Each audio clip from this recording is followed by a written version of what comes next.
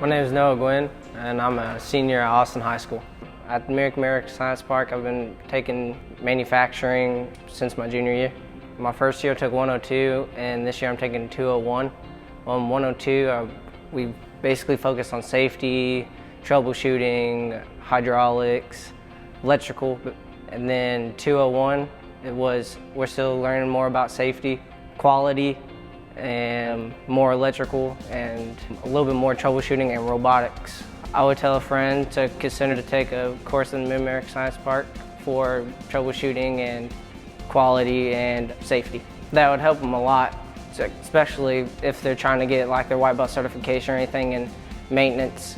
Because if they want to be big in maintenance, they're going to have to know safety and hydraulics, and especially PLC troubleshooting if they want to know how to troubleshoot like a robot. And quality helps a lot because you got to check the parts before, make sure they're correct before you ship them. My career goal is to be one of the top maintenance guys at Pepsi or Morgan's.